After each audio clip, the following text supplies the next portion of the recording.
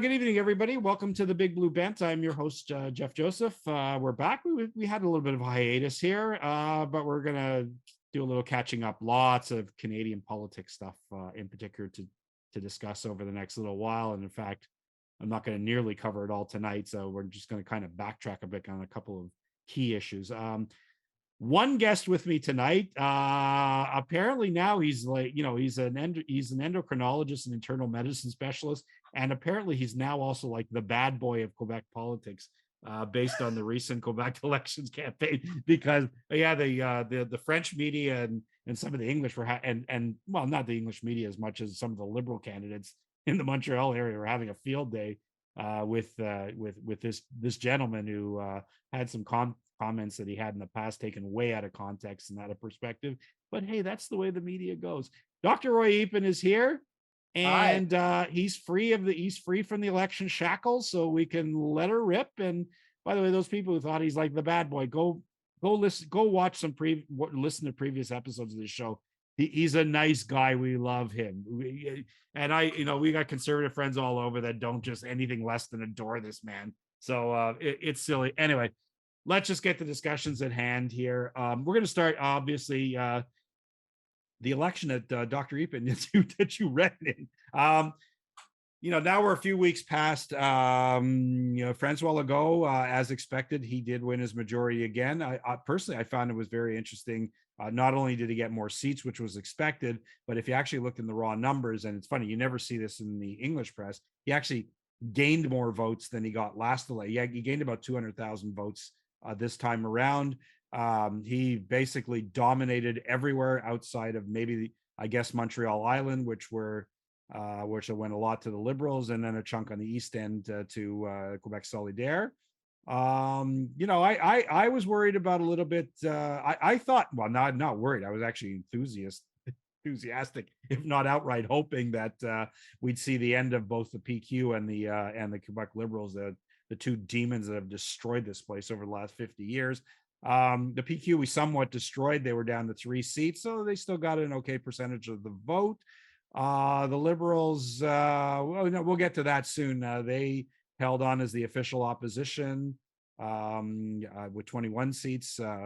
That's debatable right now. Maybe more like 19. It might be less. We don't. But that's a whole situation. Dr. Roy, you ran for Eric Duhaim's Conservative Party of Quebec, which, if you ask me, I thought they did an amazing job. Yeah, but go ahead. I'll give you my spin on it. I mean, I came third in my riding of NDG. I congratulate Desiree McGraw who won, but she won with considerably less support than the last time around. She went down 17 points. I got 8.1%, so I was third, and I think it was a pretty decent third. There was 9 candidates running in that this riding. This is NDG. Yeah, this is the NDG riding, folks, and they had a lot of candidates. I think I represented, so that was good. Look, Francois Legault may have gotten 200,000 votes, but we gained 500,000 votes. Yes. So it's really, considering the fact that Eric had only been the leader for less than 18 months, and we ran a pretty good campaign. I mean, there were logistical problems and there were other problems. Unfortunately, because of the way the concentration of votes went, and because of the utter collapse of the Liberal Party in several places, it was difficult for us to win a seat. So, but you know what? It does give us money for the next 4 years and to professionalize our operations, and we have a good chance at a breakthrough. And let's look exactly what Legault has done. He's put together a coalition of Liberals and other people, which is somewhat unstable, I would think. Eventually, look, there are 30 cabinet ministers. There's 60 people who have nothing to do. And Mr. Legault is well known for not actually speaking to his backbenchers. I suspect there should be some rumblings before not too long. Well, I mean, he actually. Yeah. Go ahead. Well, no, if he follows through, I mean, if you remember when Legault was first, when his party first won, he often said that he was going to just be in it for 2 terms or Yeah. 8 to 10 years, and then he's stepping aside, and then he'd let the next, So I guess if he's won now, and if he's true to his word here, he's going to have to start in about 2 years, I would say, start to transition to who's going to be the next leader, and that becomes very interesting because the CAQ, for those who are not aware, is basically a kind of a merger of dissident Yeah. PQ people who wanted just a little more moderation in their policy position. And then, of course, they merged in with the ADQ, which is a little more democratic, free enterprise kind of thing. And we have a party in the CAQ now that which kind of has these two factions that can constantly go at each other's throats because fundamentally they have much different belief systems, and Legault has been essentially They like the actually also referee. have a bunch of ex. They also have a bunch of ex-liberals. So I Yes. mean, it's an odd coalition. Yeah. Interestingly, Mr. Legault during the campaign kept trying to steal our policies, but now he's quite silent on all of them. No, He of talked course. about letting doctors go and become going private, and he stopped talking about that. Well, you heard today they've set up a hit squad to try and fix Yes. Christian the Dubé. Yeah. hospital emergency rooms. Um, they've had 4 years. Remember, they started off with 400,000 people without a family doctor. Now 1 million people don't Yeah. have a family Yeah. doctor.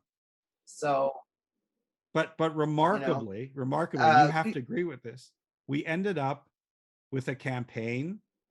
First of all, I have to say, I remember Robert Presser was it was unable to make it their tonight. campaign was terrible. Legault Absolutely went. terrible.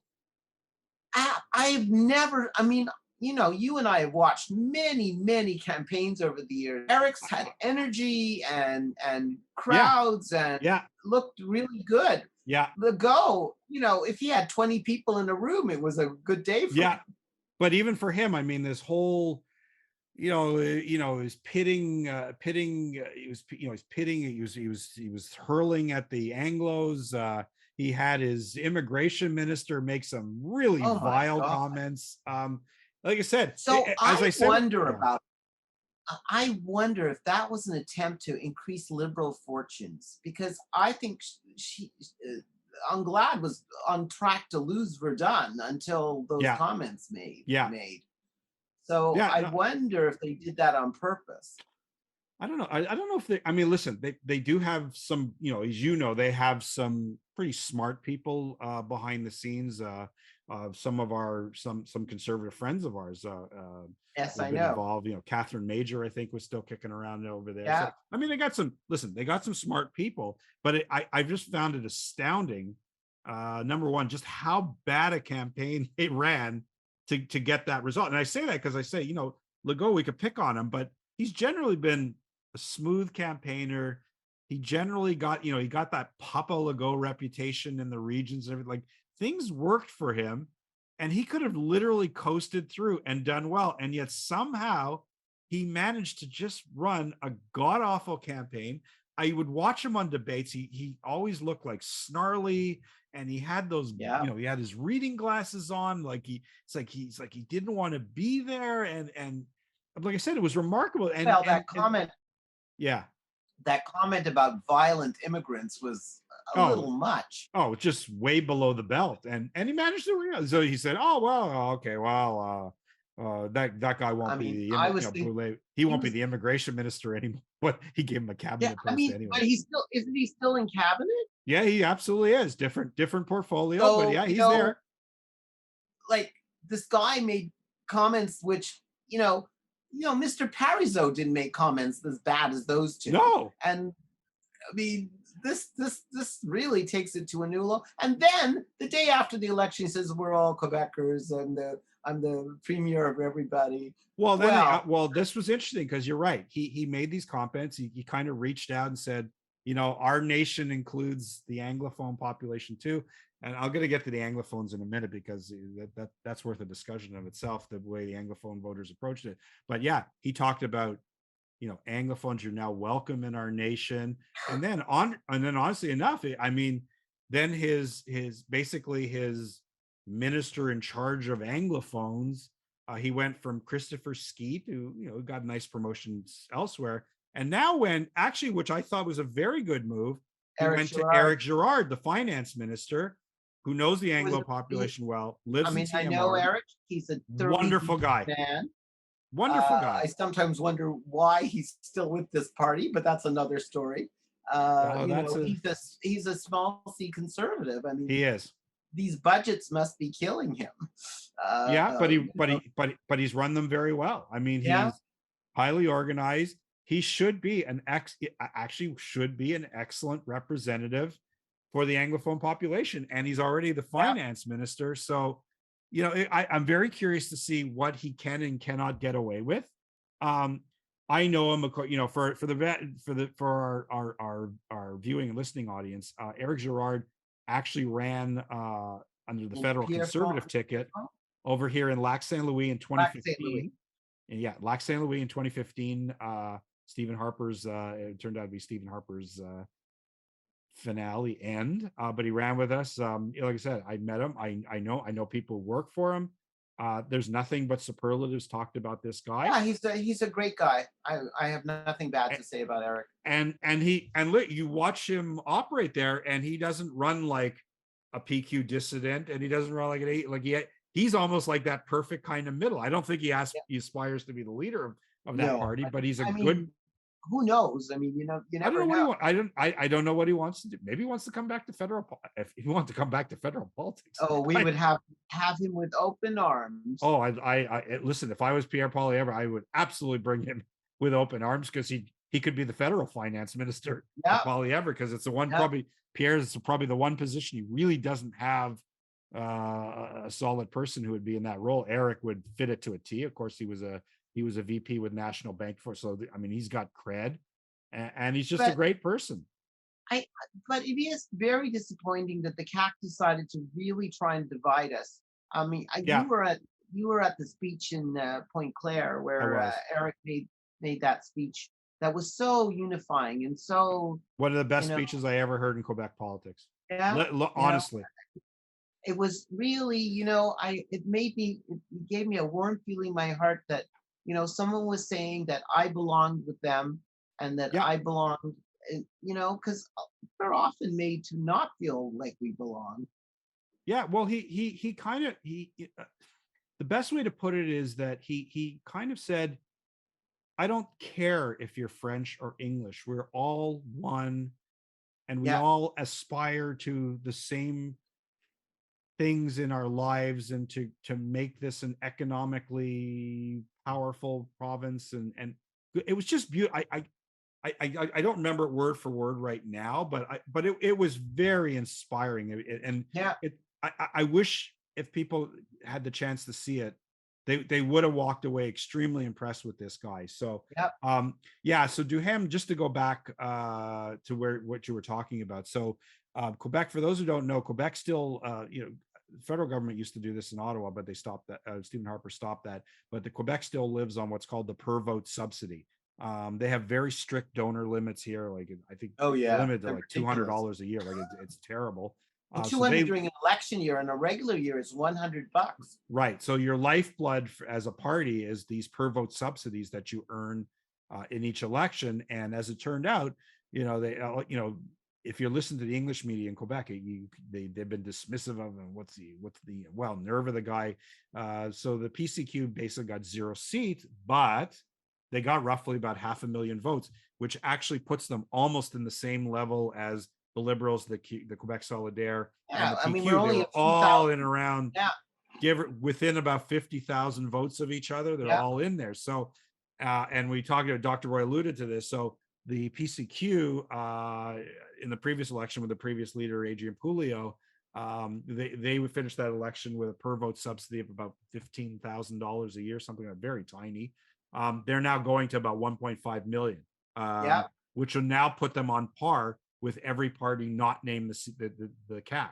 The CAC going to gain revenues on for, and I'll get to one reason. And the Liberals are going to lose like $1 million. The Liberals lose $1 million. The Liberals lose like over $1 million a year. And on that note, let's talk about the Liberals here. So the Liberals managed to I like to now call them instead of the Quebec Liberal Party, they should be just called the Montreal West Island Liberal Party, because Yeah, they basically they are got really. You're their absolutely right. They're the party of the west side of the west Montreal. side of Montreal, because Quebec Solidaire basically took most of the seats on the east side. So they've got this one little cluster. They fell in popular vote. You're talking about Desiree McGraw dropped a bunch of points. I'm in Darcy McGee, Elizabeth Prass. I mean, this is the party that 3 elections ago, the Liberals were running 85, 90% winning votes. This Elizabeth Prass wins at about 41.3%, something really low, 41.3%. And she was like a throw-in candidate at the end because they couldn't find anybody to succeed David Birnbaum, who was did a real number with it related to Bill 96. And but they still won. Well, But when you start off with 80, yeah, it's very hard to get over that. It takes a few elections to get over a majority of that size. yeah. Well, Birnbaum was, I think he was about 50. I'm going top of my head. I think he was about 58% last time Yeah, I around, think it was and close now to they've dropped. 60. So, but the big, I mean, look, let's put it this way: two elections ago, the Liberals got about 28,000 votes here. Elizabeth Prass won with 13,000. Yeah. And on a big no-show, because it turns out, I think we were about 47% turnout, and this was a plague even where the Liberals won. Very low turnout. Yeah. Um, The 10 seven lowest turnouts were in their winning ridings, right? 7 of the 10 lowest turnout ridings were ridings won by the Liberals, and that includes Darcy McGee, that includes Mount Royal Outremont, that includes your riding NDG. They were all near the bottom. So now they squeaked out victory. Now, some people say it's like a voter efficiency. I don't know. I kind of think that the Anglo population is just still like there's a mindset that's just like they've been so beaten down into like there's nothing else but the Liberals. So it's like you vote Liberal, you don't vote at all. And obviously the majority of former Liberal supporters opted not to. I mean, there was a few that went to like PCQ and others, but the large majority of the ones who left just didn't vote at all. So basically, if you're an Anglo, which is interesting because the Anglo population in Quebec actually upticked a bit in the last year. So we're now up to about 1.1 million. I remember a couple of years ago, we were around 850,000. So the Anglo population came back a little bit.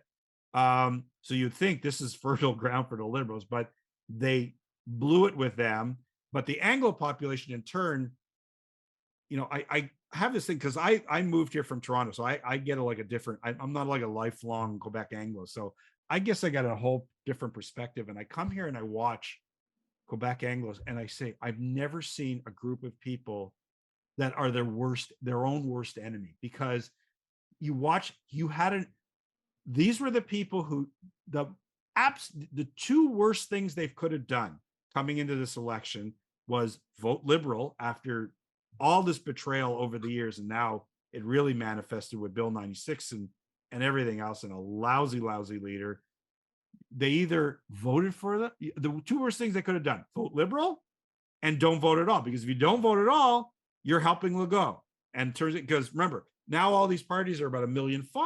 Legault's going to be almost $4 million a year for the next few years, for the next 4 years. So he's going to have an enormous financial advantage. So the Anglos completely shot themselves. So on the issue, now you really ask yourself on Bill 96, on Bill 21, on Bill 40, anything that involves English language rights, you're like, if you're a politician, particularly Francophone, you go, what do I need them for? They've got a majority. That's exactly what Legault said. He's ever like, what do they like? They don't need to pander to the. Nobody needs to. The federal Liberals probably don't even have to pander to the Anglos anymore. Because now if you're the Quebec Liberals, you go, yeah, just barely. You just were efficient enough to get yourself a minority government. Official opposition status, probably not minority government, official opposition status. Now you go, now how do you grow from here? You alienated a ton of Anglos.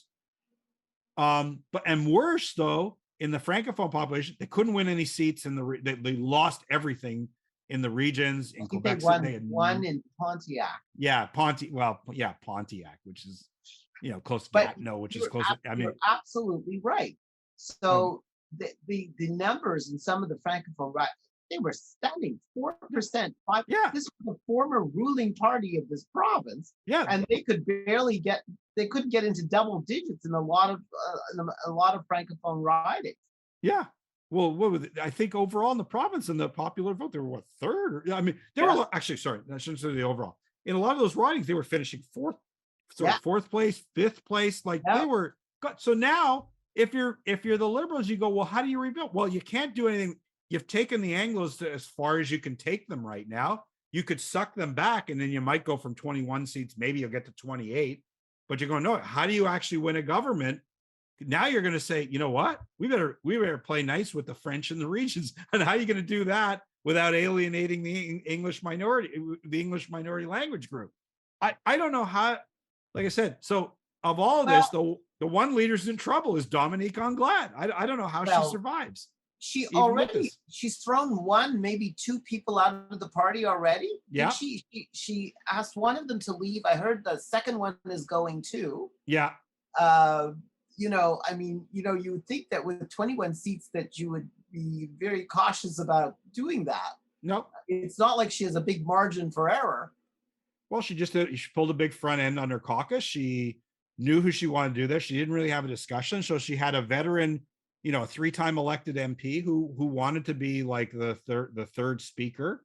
Didn't consult with her. They said, "Oh, I gave the positions. I wanted somebody else for the position. You can be transport minister." So she dropped. So she said, "No, I don't want that. I wanted to be the third speaker. Like I wanted to move up a little." So now she's sitting as an independent. She officially left caucus after Anglade tried to say, "Oh, well, maybe we'll bring her back into the," because Enrico Ciccone, who's running the caucus, just said, "Get lost."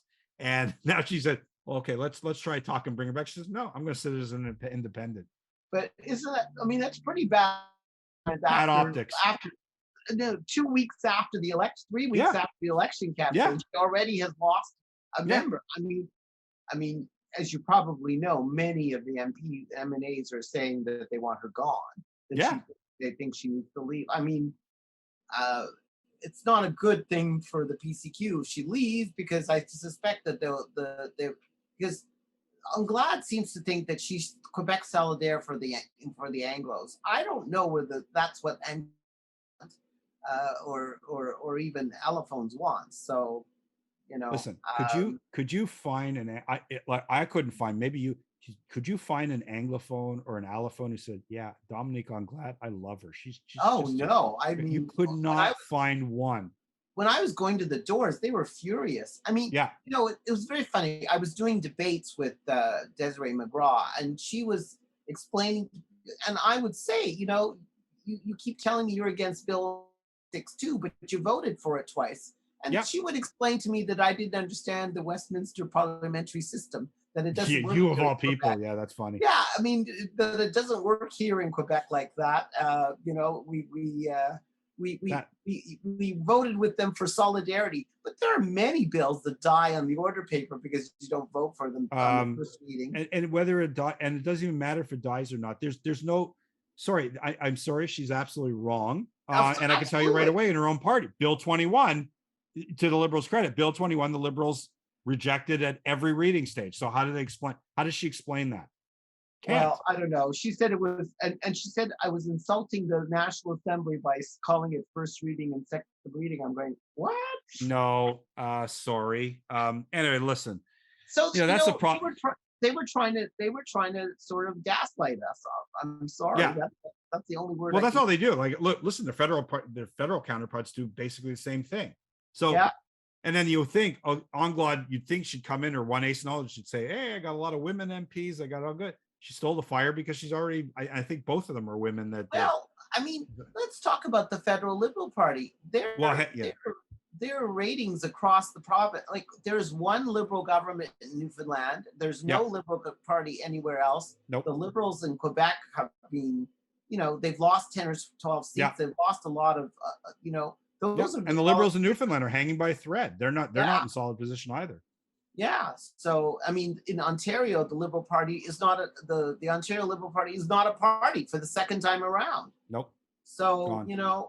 and that's where you get that's where you get the politicians for the federal party later on. Yeah. So not good. Yeah, there's nothing. Yeah, it's from the federal side. There's not So much coming up through the provincial ranks. That's for I, sure. In I'm any, I'm I'm curious to what's going to happen in Quebec for the next 4 years, because really, Mr. Legault did make a lot of promises during the he campaign. did, he did.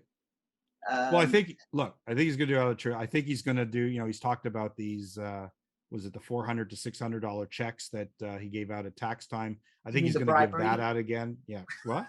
The bribery? Yeah, a little bribe. A little bribe, a la Trudeau. But listen, look, he's doing. They talk about. You figured the the Liberals always talk about equal and diversity and inclusion and the women and everything. But you know what? The funny thing is, Legault actually, I think he's slightly more than half his cabinet is women.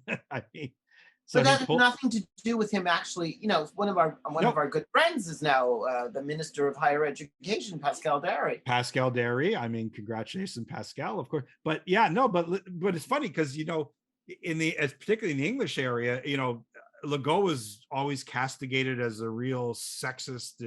He made the whole, they made the whole deal about referring to Dominique Anglade as Madame, and they made all this stuff. And I said, well, in the meantime, he's just made more than half his cabinet women. So, he's You playing know what? I think that he's a lot less woke than most of our. No, he's not. Yeah, he's not. Which I appreciate. Yeah, which is fine.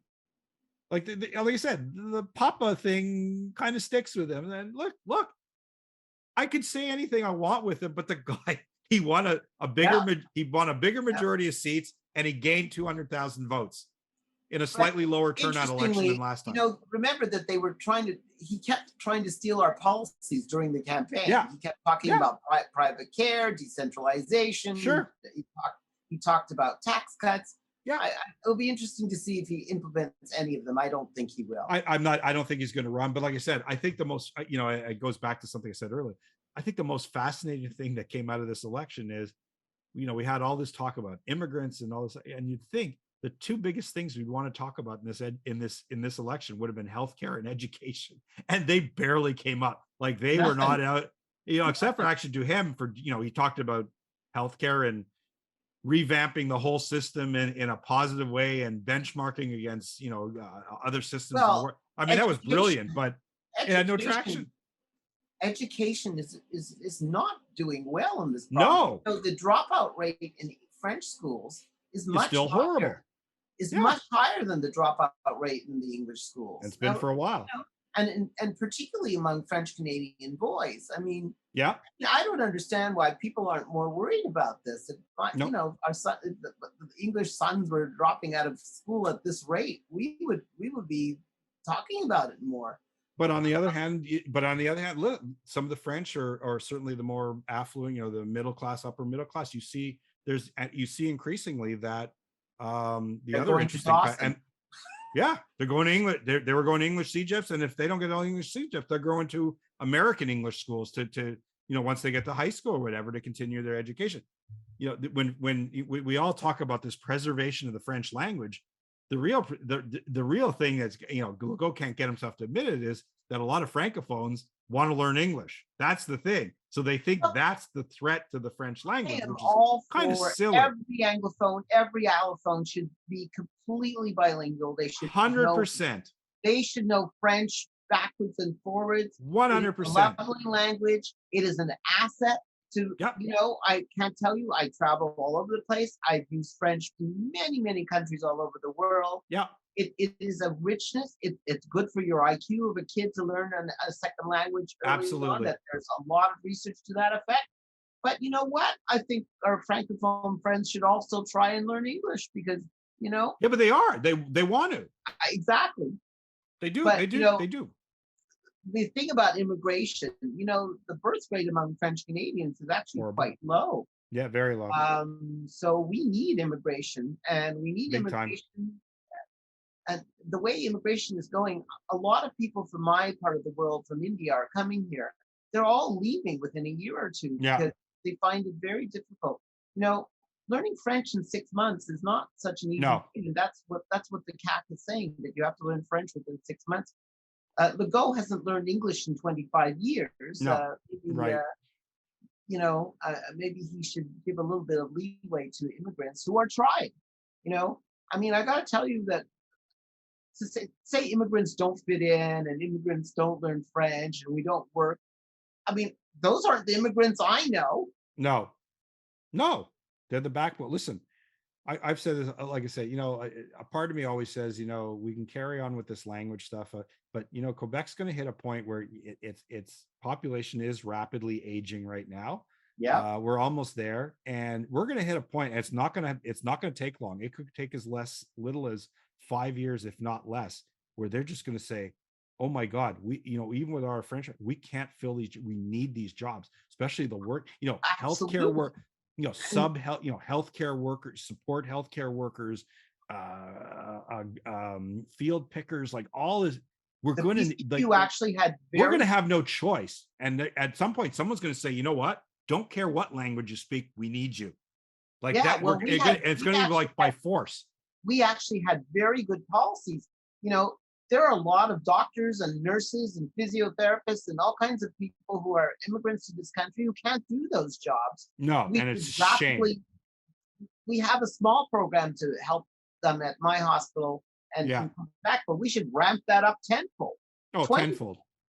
We So, we gotta recognize that, we actually said that we should let older workers work longer and not lose pension benefits, because you know what? We are going to have a demographic crisis in terms of just work. Right now, if you go to most restaurants now, there's signs all over the place looking Yeah. for help, Oh, and no one's working. nope. Uh, and if we don't get, the rest, I've gone into restaurants where it says, please be patient with us, we don't have enough serving staff. Yeah, for sure. um, we have to take that very much into consideration. Well, look, I spent a lot of time in the region summer. I have a cottage I stay at Yes. up in the north, and I could tell you right now, and I've had a couple of visits since. The nearest town is like Saint Agatha. I could tell you right now, like virtually except I think maybe one exception, all the restaurants in the town. First of all, none of them open 7 days a week. At Yeah, most of them are most of open them are like Wednesday to Friday. five, and even when they're open, they're done by 9 o'clock at the absolute latest. They're closed. Which is They're really not a Quebec thing. We no, like to open late and eat late. no, no. I even saw like the local McDonald's there. They always have hiring signs, and Yeah. they're willing to bus people up from Montreal, and they're paying well above minimum wage to work during the day, and then they're Wow. tacking another $5 an hour if you can get somebody at night, and they just haven't, because they're cutting costs so much. Like by 9 o'clock they're closed, and they turn all their lights off. Like it's Wow. completely dark just to save energy. I mean, it's like I said, I think we're gonna, I don't get carried away with these language policies, because I'm saying, like, eventually everything is going to come to a blow, and they're just going to say, listen, you know what, maybe we stop caring about whatever language they speak. Let's just get Well, them I out think there and working. we should also take. But we should absolutely incentivize them, by all means, to learn the language of the majority. Absolutely. Absolutely, and but on the same time, they also need to learn how to learn the language of the majority. Should learn the language of the majority better. Yeah. Uh, a lot of French teaching on the French side is not done very well. No, it's Uh, not. No, and it's just because it's like discouraged. Like, let them learn. Listen, English and French together are two of the six most spoken languages in the world. Yeah, It's a global skill. If you make a fluent, like, a French and English, a person fluent in French and English gets terrific jobs in yeah, Ontario or elsewhere in Canada. yeah, They're considered and in exceptional Europe, candidates. And Europe, and of in course, Europe. Europe. I mean, Yeah, even in it's a places global like skill. Africa, you Well, know. it's just one tool to unlock Quebec's vast economic potential. And it's not there. Anyways, I'm almost going on a tangent here. That was the Quebec elections. I hope you appreciate it. Now let's go to the So federal that, side. And I guess our whole summer and everything was all taken up with the race to name the new leader of the Conservative Party of Canada. And the winner was, and quite decisively, boy, oh boy, was it decisive, Pierre Poilievre, We saw everything about the movement, and the movement came to be. And I was actually in. Were you in Ottawa for the announcement? I don't I remember. I No, wasn't. no, you weren't. I was there, But and it was electric. Yeah, I listened with all the, I I got yeah. to admit, I was getting a little nervous because, as you probably know, I know a lot of the inside team of the of No, I Pierre's certainly team, did, and I'll and disclose I was helping them out. So yeah, so I kept texting because I was getting these messages from the Charest side saying, "Oh yeah, we're gonna win," and this and that, and I was getting a little not very nervous because I knew that we had pretty much most of the country, but I was uncertain about Quebec. I okay, was hearing that, but even their own prediction said that in order to win, they need 75% Quebec and 50% in Ontario. There was no the way they were shred going to team. get 75. No, There was no way. no, And as it turns out, they only got 6 of the 75 ridings. So 6 of the uh, 78. 6 of the 78. Yeah. So, I mean, not very good. No. Well, listen. But I think we owe Mr. Charest thanks We because 100% do. I like Jean Charest because a as a coronation person. would have been terrible. Yeah.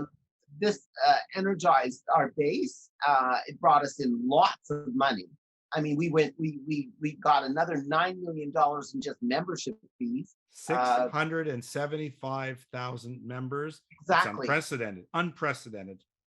and we paid for them. The Liberals got a lot of members by offering it for free. Free. We Yeah. You still have to give the $15 At least 15 for our bucks. Yep. memberships. Yep. Pierre's had money left in his coffers at the end of it, so more money left Yep. for to fight the battles of the future. And you know what? I thought his speech accepting the leadership was gracious. He reached out to the others to join him, and I think we need to unify the party, and we need to get to the real work, which is to get rid of this corrupt, ancient, liberal government, which you know I cannot say enough craziness about this liberal government. The Emergencies Act Next inquiry show. going on. Next show. Okay, Next show. We could do a whole, because I could do a whole segment on the Emergencies Act hearings, exactly, and that's going to exactly. come on the next show. I And then promise. and then the other thing that happened over the summer is that Latif Marouf guy, who now says that the liberal government was begging him to I take money. know.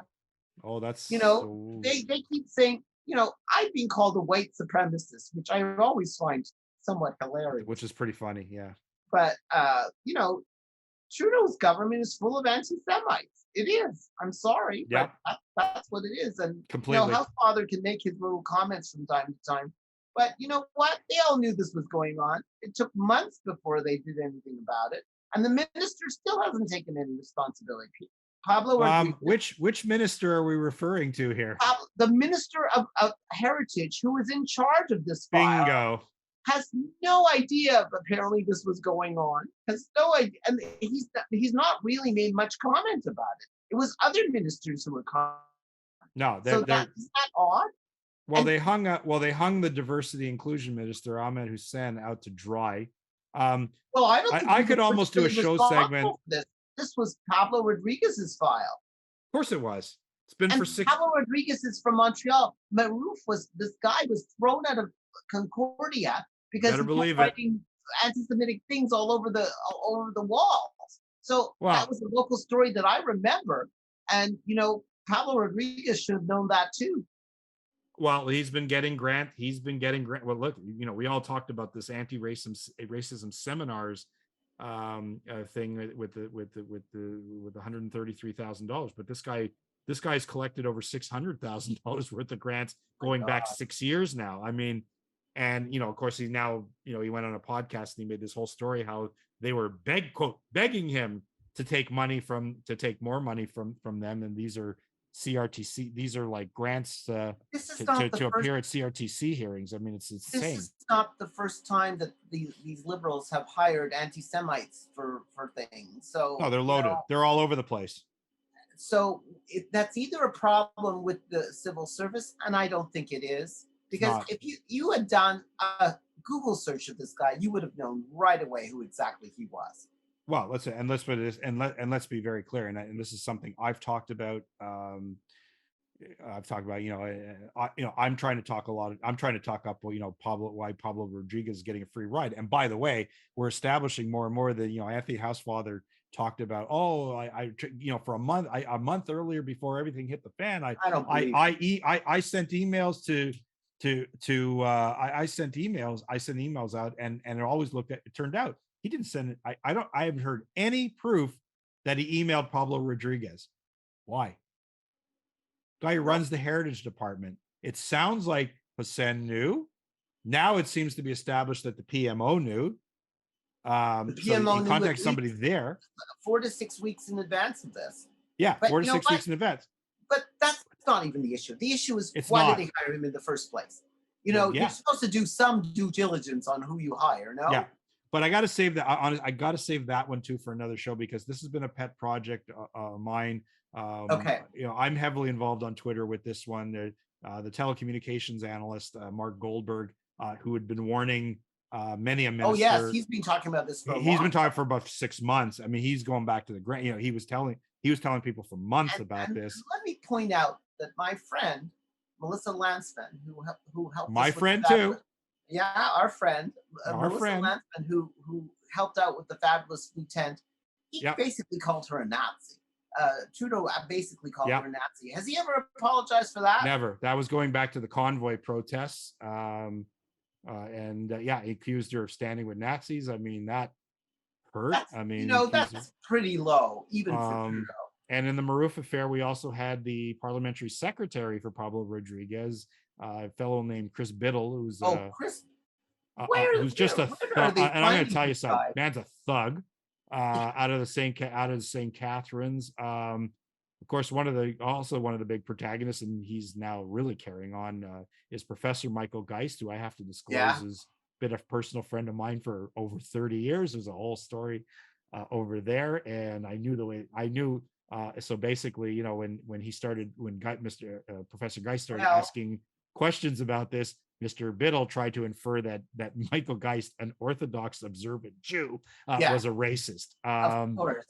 And he ended up apologizing, but only because he was humiliated publicly. But it hasn't stopped him. He's still going on Twitter now. No, he's still going on, and he's terrorizing. He's been the guy to kind of threaten witnesses to try to keep witnesses from showing up at hearings into Bill C-11 and C-18. That's again another show we want to talk about. That's I got to go back to do these guys not realize they'll never be cabinet ministers, that they're being used by the PMO to run dirty tricks? At this point, I don't know. Honestly, I can't explain it. Like, things go on with the Liberals that I'm beyond comprehend. It's beyond comprehension.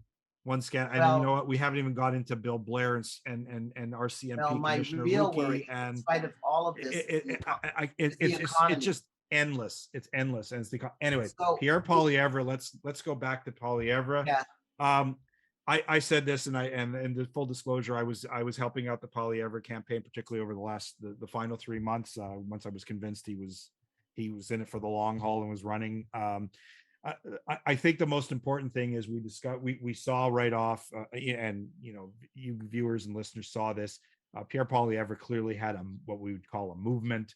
He had these jam-packed rallies all over the place. Some of them like in places like Victoria, BC.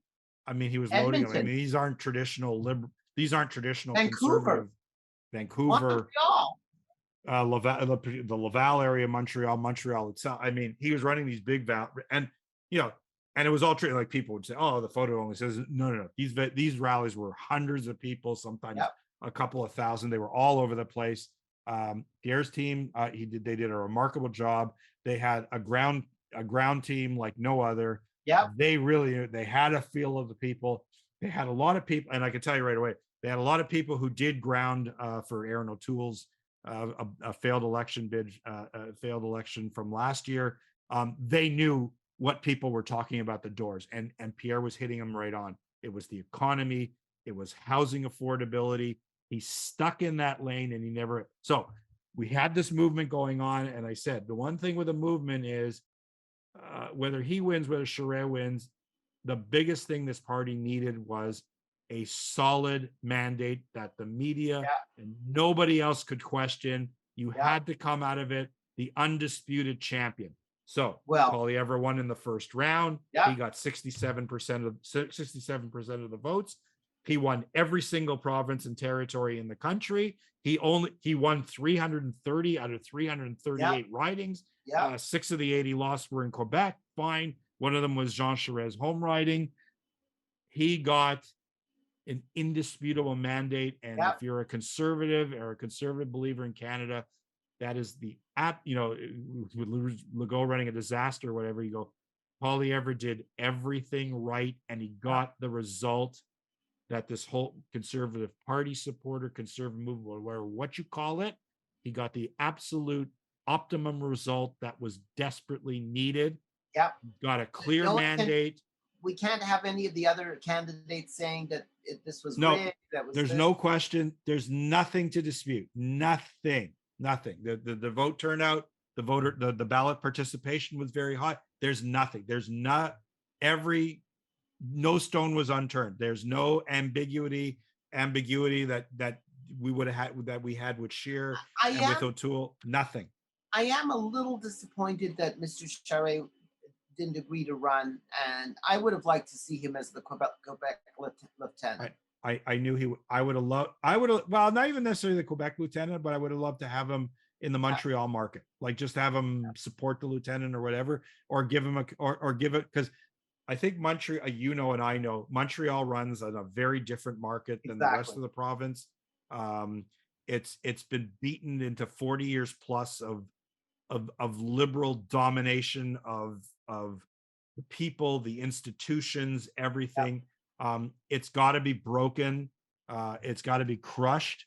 It's still there. It's going to take an effort, even for Poilievre. It's going to take an effort to succeed in Montreal. But I think, you know, well, remember, many of our riding our MPs in this province were talking. Some of them were talking about quitting and stuff. One of them actually did, and well, that's given his votes in the last few weeks. I'm not really unhappy that he too left. bad. He was a nice guy, Alan Reyes. He was, but he's voting in crazy ways in the last little while. So, I don't know. He votes with the block. That's a bit much for me. Well, I guess he'll take his pen. We'll see. We'll see. He'll take his but pension. You're right. I'm very, I've known Pierre for almost 15 years. In fact, interestingly enough, he helped Eric in one of his first campaigns for the Canadian Alliance a long time ago. So I've known him for a very long time, and I was hoping he would run the last time, but he didn't. But I think he did an amazing job. His team did an amazing job. I have to admit, I thought they were being a little bit too aggressive at times, but you know what? They got the job done. So listen, like I said, there are times I could have cringed at some of the things, and I know that was coming out of the Jenny Byrne camp. But I'm not saying that to be bad to Jenny Byrne. I actually have a lot of respect for Jenny Byrne. I know she's tough. She's not everybody's favorite cookie, but I get where she comes from. I don't mind her. I'm just a little. What? I'm a little afraid of her.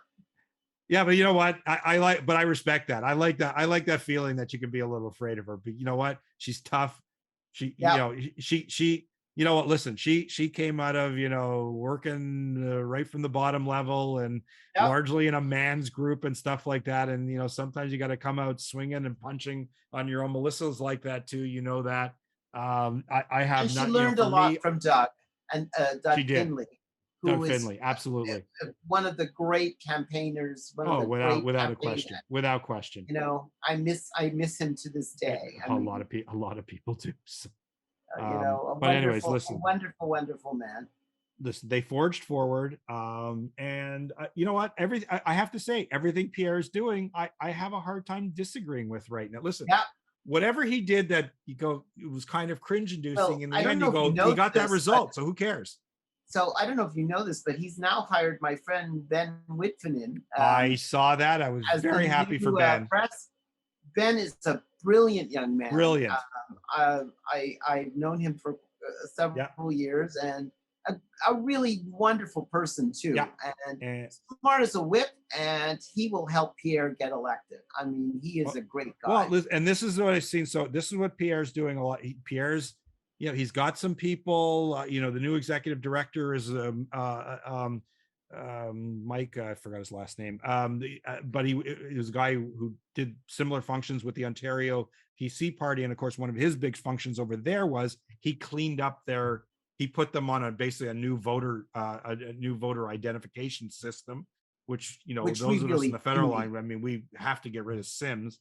So I'm sure that's going to be the big project he's going to shepherd at the federal level. And Pierre has also shown, and guys like Ben, who's is now his director of communications, he's shown no fear in bringing in, just like his campaign manager in the front was Jeremy Lidke, who's from his riding association, young guy, early 30s, late 20s. He's shown no fear in putting young guys, 20 somethings, 30 some fresh energy in the party. All these guys Yep. who say, let's get rid of the old clubs. Well, you know what? He's doing it. Pierre's doing it. Like he's cleaned it Well, up. He's there putting new we blood, and it's good. so the problem with a lot of our election campaigns, I find that the advisors are much more, let's not do anything to rock the boat. Let's Yeah, not safe. safe, too safe. We need a little bit of boldness, and No. a little bit of boldness, because that's what our base wants too. Yeah. I think a little bit of boldness is something. I don't mean doing anything reckless, No. but we got to talk about stuff, and we have to talk about young people. We have Yeah. to talk about young people, because honestly, the last 3 years have been a disaster for young people. Yeah. I am Horrible. ashamed of what we've done to young people in the last Yeah. 3 years. Mentally, socially, everything horrible. It's Absolutely been horrible. absolutely horrible, and it's beginning to show up. The numbers in the New York Times stuff. They've lost 2 years of education. Yeah. There are thousands of students. We have no outcome of them. They're not Yeah. going to school. No. They haven't. The truancy laws haven't been enforced. No. So there are a couple of 100,000 kids in Ontario that we don't know Yeah. what's happened to. No. It's tragic. It's So absolutely tragic. And they are the future. Though I still don't support 16-year-olds voting. Yeah, well, no, I mean that's a whole other issue. But we also know that come the next election, whether it's next year, whether it's 2025, once the NDP continues to completely implode themselves. Well, I don't know about that. You see, the problem for the NDP is, they like the fact that the Liberals are spending like drunken sailors. Actually, drunken Yeah. sailors are Yeah. spend more reasonably. But you know what? They're going to find very soon that they've run out of cash and run out of options. Remember, the federal debt now has to be financed at the much higher interest rate, and they're going to increase the interest rate again this week or next week, or they might have just done it. They just did it. They just did it 50, but they went 50 points instead of 75. Except that the Americans are going higher and higher, and in order to keep our dollar from being 40 cents. Yeah. And even Freeland is saying things are going to be bad. Yeah. Yeah, so that's why they need, but in the end, that's why they need their agreement to keep the NDP on side. Except the problem is, if they start cutting back spending quite substantially, which I suspect they're going to have to do, they'll have no choice. The NDP won't like that, and they may back out of that. So we'll see. Mind you, Singh is so desperate for that job, from what it seems. I mean, he's already said that if the inquiry finds that the use of the Emergencies Act was unwarranted, he would still vote with them. I mean, it's hilarious. He's in it for his own pay. He's in it for his own paycheck. He votes for a tripling of the carbon tax and then complains about the price of oil. No, he said maybe we should take the GST off. Maybe we shouldn't triple the carbon tax. Maybe we shouldn't triple the carbon tax. Which, by the way, the GST is tacked on the carbon tax. Of course. Which is, I mean, which is almost, another reason where they keep saying that we get back all the money. It's not true. And the Parliamentary Accounting Bureau has said it's not true. They keep saying that all the money goes back to us. It doesn't. It doesn't.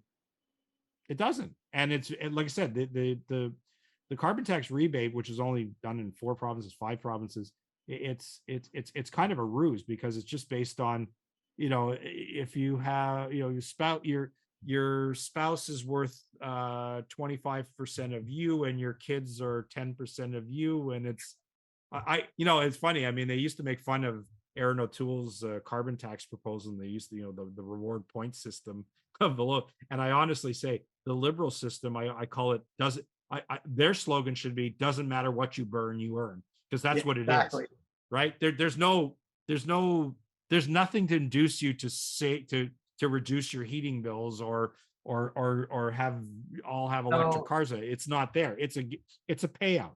It's just a payout. It's interesting that in the last year or so, the Europeans have discovered that their carbon zero plans are destroying their economies and destroying their, the Italians have put into place that you can't heat and the Swiss have put in rules that you can't heat your house over 19 degrees in the night. Yeah. That's what's going to, Europe's, Germany's talking about warming centers. Hopefully the winter will be mild there, but they have to pray. Yeah, because honestly, it's going to be a big problem. And if we were allies, if we had any brains at all, we would have marketed our liquid natural gas. Oh, 100%. Years ago, because the Americans went from having no liquid natural gas, they're selling $1 billion a day of liquid natural gas. Yeah. I know the climate change stuff, but you know what? Liquid natural gas is lower carbon than what they're using, and the Germans 100%. Are starting to burn coal. Yeah. So, if we were really smart and worried about climate change, we would have done that. And we could have taken all the money we made from that and put it into a fund to help mitigate climate change. Yeah. We would have hundreds of billions of dollars, like Norway, who has like $1 trillion in a fund. Yeah, in the sovereign fund. Yep. Yeah, so, no, listen, like I said, I'm getting comfortable. I'm comfortable with the way Pierre is leader so far. He's making all the right decisions. Look at his shadow cabinet, his inner circle. Look at Melissa right away. Melissa is the deputy opposition leader. There's a young up and comer. Don't forget, we're racist homophobes. But we're the racist homophobes. We mean that we got young gay female as the deputy opposition leader, and he's surrounded. Look at Rachel Danko. How old is she? 32 years old, public safety critic, has had her hands full with the emergency order commission and the Nova Scotia. I'll tell you a funny story about Rachel Danko. She once came up to me and said, "Do you recognize me, Dr. Roy?" I said, "Yes, you're Rachel Danko, but you don't know this, but I attended the conference that you funded on climate change a long time ago." Oh, really? Oh, that's funny. Yeah, so she knows me. Look, Rachel, I called her the star of the last Conservative convention. Oh, she's great.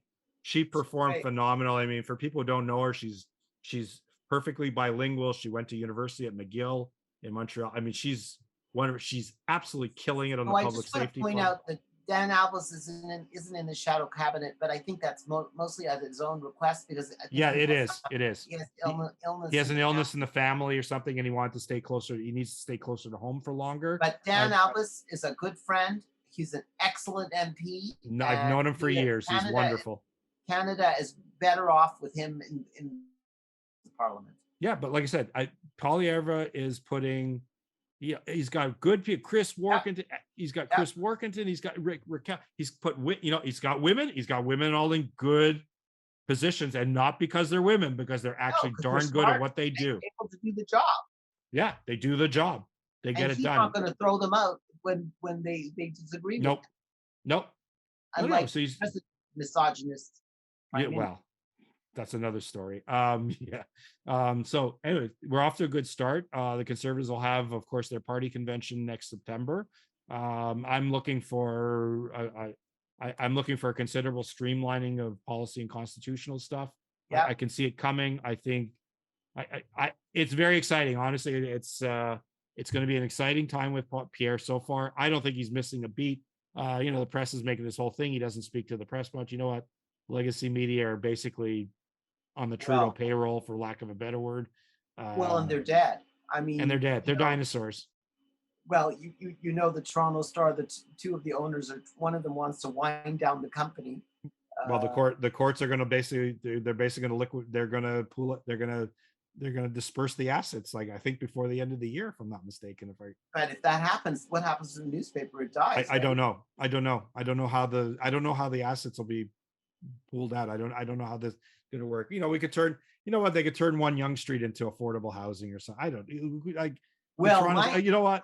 no, they don't own One Young Street anymore. They sold it. It's That's gone now. true. They sold it. It's true. They're so yeah. That's true. That was one of their big assets. I mean, It what was. assets do they have left? They've sold the Harlequin Romances.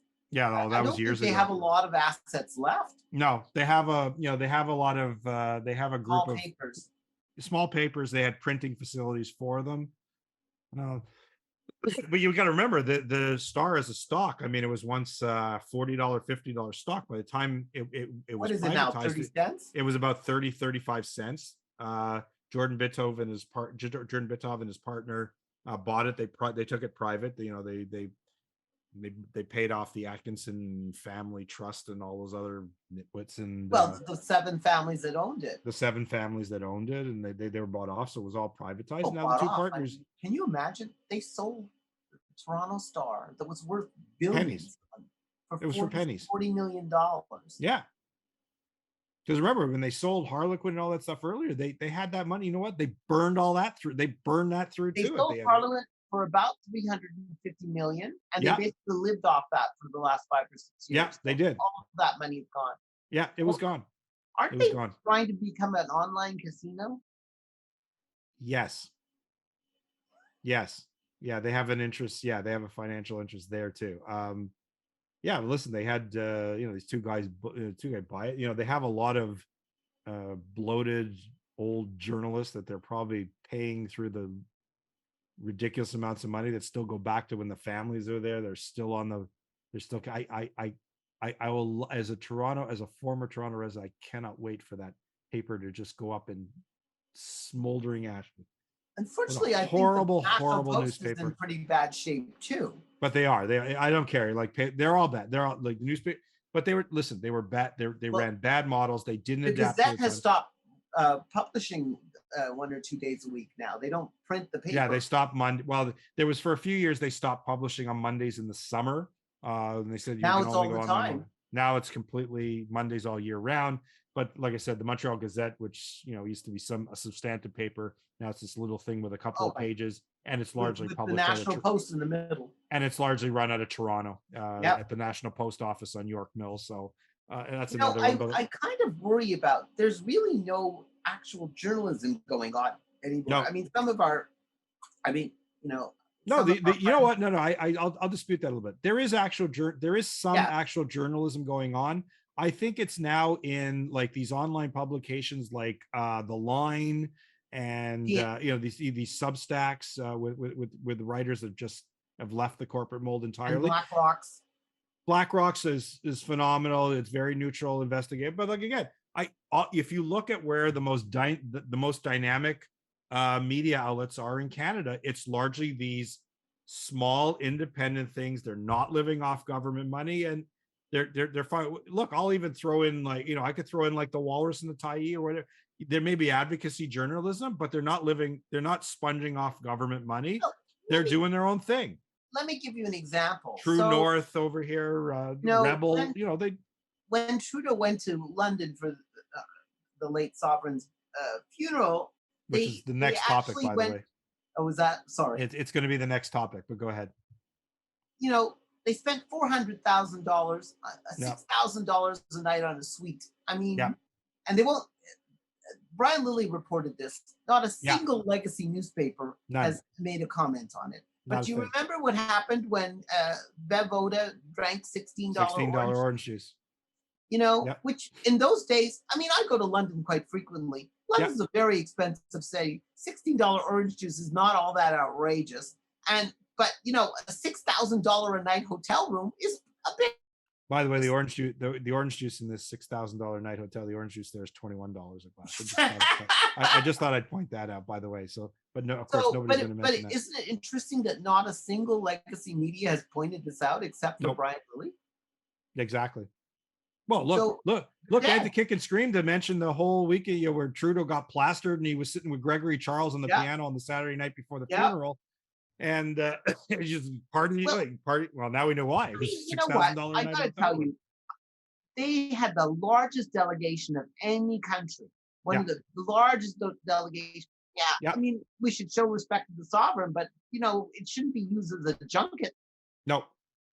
Meantime, even Joe Biden, where Joe Biden stay? He stayed with the U.S. At the ambassador's embassy. house. Yeah, the embassy. Have you I mean, seen the High Commission in London? There is a lot of room in the High oh, Commission there's in plenty. London. there's no shortage of room there. I know And I it's haven't been in to London, but I know it's huge. it's in it's in Trafalgar Square. It's as central to London as anywhere, and it's And I a think huge building. well, they remember, because part of the trip they also okay, they incorporated an Order of Canada ceremony, which Yeah, was held yeah, right there, and that's Stephen yeah. Harper. So why they finally went. couldn't stay at the ambassador or the ambassador's house? I'm sure the No. ambassador lives in a very nice. Although I thought it was funny, they had like sub staff that were brought there, and that staff they were sent to the airport Hampton Inn.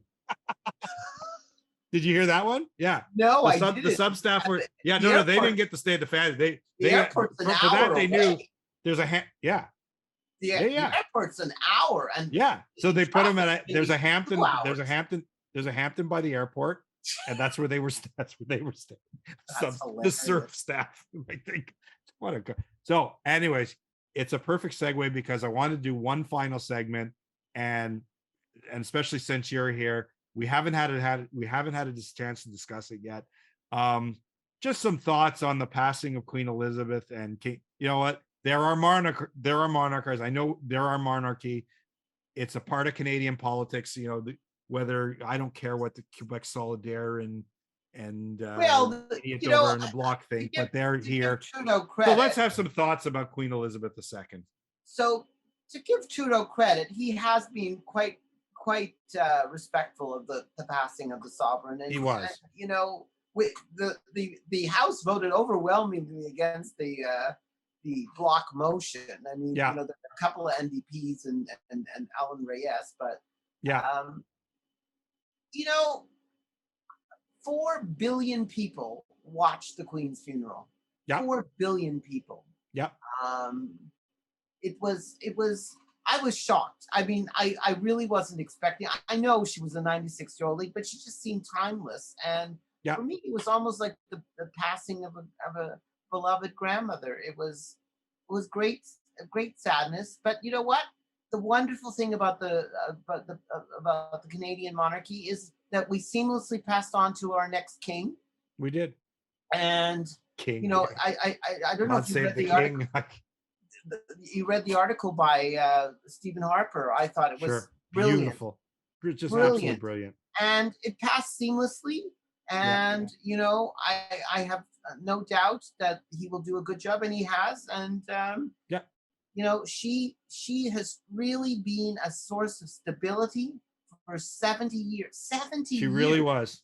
Yeah. Most people in this country will never have known another queen. And Statistically speaking, they said 90% of the population of the world knew only Queen Elizabeth as their only Queen of England. It's remarkable. And she did that job with grace, with dedication. 2 days before she died, she accepted, the laying Elizabeth Truss, the hands of her last prime minister. Yeah. 2 days. 2 days. Yeah. Can you name me a civil servant who's ever been that hardworking? No, and now 96 years old, and she's still working as hard as ever. She was doing her very end. Well, they said she had bone cancer and could really barely walk, but she would for years. I should have known something more was going on, but you didn't want to think. You didn't want to think. Why would you even want to think it? Yeah. You just watched her in action. You go, God bless her. Yeah. Your husband. But you know what? There was a part of me that said that the platinum jubilee services things were a goodbye, and you saw the lines to pay her respects in Scotland. enormous, hours and hours. They took 9 or 10 hours they would snake all the way around London. Yeah. Just a tragedy, but you know what? In the fullness of time, I didn't want her to suffer either, No, So in the end, she really didn't. Like, no, you just heard. I mean, I just remember, I'm sitting there, and all of a sudden they said, "Oh, she's not feeling well." They pulled her back, and then you hear suddenly, "Oh, all the kids have been called to go see her." yeah. And So think, "Oh, this can't." I knew And things were this going. cannot be good. And you know what? I knew things were really bad, because if they were really bad and they were going to do something, they would have immediately airlifted her to a hospital. But Right. she stayed at home. No. And you know what? That's the way people should die. 100%. At home with your family around her. And she once famously said, "The price of love is grief." Yeah. And that's true. Yeah. And she will be remembered as Elizabeth the Great. And Yeah. even those that aren't particularly monarchist actually have great respect for her. And I was very sad. I mean, I was sad for weeks after that. It's just so weird. Even now I can't believe she's actually gone. Yeah, it's strange. It's very, just say things like, you have to sing the anthem as "God Save the King," and Yeah, it's and there won't be a "God Save the Queen" for at least 3 generations. Now you have to call it the King's Bench and the King's Privy Council, and it's just so weird trying to say it. It's just, and then I think, one last note I have to, one other note I have to make is, there's people on the personal side who always said, how always looked like how she had such what looked like a cold relationship with Prince Philip. And you know what? I don't think part of it, I think, Prince Philip's death just not so long ago, months ago, may have been the end of her. And in fact, when Prince Philip died, I thought she was only going to be here another couple of years. Yeah. She, when she said that he was her rock, he really was. She wasn't lying. She was not lying. They were married 70 years. I mean, and I see this all the time in my own practice. Once a husband or a wife dies, it really knocks the stuffing out of the other. Part of you dies with it. Yeah. And really hit in this case. And now you go back, and I remember periods where the Queen was, people questioned the Queen's job. I remember, during the when the British economy was in dire straits in the late 70s and early 80s, and and there was a lot of talk about the Princess Diana, the end of the stuff, and the Queen was this and that, and this. So, if you go back in retrospect, she was very, very consistent. Yeah. She was stoic. She wasn't an aggressive activist. She loved. Well, to give her credit, when the Princess of Wales died, she decided that she had to take care of her grandchildren. And what? Grandchildren in retrospect said, we were devastated. It was good that they stayed with her. Yeah. She sometimes, she's a grandmother too. So she, what, in the end, if you look back and you see, what, she did everything right. And deep down, it wasn't a person who wanted to be an activist or very political. This woman would have been very happy. She would have been, if her uncle hadn't been so wonky. I mean, look, she would have been perfectly happy being an English country gentlewoman. Yeah, she loved horses. She loved her dogs. She loved her horses. I mean, she loved horse racing. I mean, and she loved Canada. She loved Canada. She adored came Canada. here many, many times. Yeah. She spoke our official language, as does our new king. Yes. Better than many of our prime ministers. Some of our governor generals, but that's a whole other story. I mean, it's a sad time, but you know what? She also paved the way for the future. She made sure things were in place. She did. God bless her. And everything is in place. She's with the angels today, and we'll miss her. And I mean, we will never see the match. 70 years, no one's ever going to match that. Nope. No one will ever match that again. I mean, the only person, I think the Sun King reigned 74 years, but he became, Louis XIV became king at the age of 5 or 6. Yeah. So it's, but it was a great loss. And I wonder if people understand what stability she brought for so long. Yeah, When in the world there was a, I mean, it's quite a telling thing that more than half of the earth watched her funeral. yeah, I don't think anyone, that's the largest event ever in history. It's more than the Olympics, yeah. it's more than most other things. Deservedly so. And when you say the Queen, you know who exactly you mean. I mean, Yeah, she's you know, the queen. yeah, who's the president of Germany right now? Who, Who? you know, Nobody knows. so Few people know. She was the queen. She's the queen. And the crown and crown season 5 will be coming up soon. yeah, except you know, it's interesting. A couple of people are starting to say, you know, maybe you should put some disclaimers on the crown because they're sort of paying a lot of loose and fast and loose, Yeah, I mean especially they're with people who are still alive. yeah, exactly. Well, as you know, they were my understanding is they were shooting season 6 and they had to stop it, and now they're doing Yeah, a bunch of rewriting on it yeah, because now Queen Dead now they know you got to be kind of careful now yeah. with the liberties you were taking with some of the stories. Well, Dame Judy Dench came out and said something. Some of the MPs have come out and said Yeah, something. You know, I mean, because you know, people take all these things as gospel truth, and you know, no. you better. Well, what they took is History is written in retrospect years from now, not yeah. Well, what immediately. they did is they took these like, and if those I know I've watched the show. They took through her life. They've taken like these little anecdotal stories and they've tried to And blow blown them them up up. and blown them up and kind of turned them into because I mean the head writers don't seem to have been big Queen Elizabeth fans, and No, you I kind of mean see you're it right. in One of them almost is every an story. outright Republican. So, And then but there they've was made Netflix has made a lot of money. yeah Interestingly, Netflix is seems to be backing off on its woke stuff too yeah after all their members oh have left. well, I said you and I and Richard Yuffie could probably do a show just about entertainment stuff, and Yeah, we could get a real good conversation. We'd probably go way we over have most time of to our talk audience. about Elon. No, not going to do it in this episode. I Okay. think I might do it next. I got to because it's kind of a story that's still building, so it's just kind of fun to watch. But I think we'll You get know, to the that. funny thing about Elon is he's a big government liberal. He is. He absolutely is. He makes money because you know when he goes to build a plant, he gets $6 billion from the local government. Sure. Look how much government money went into like SpaceX. Exactly.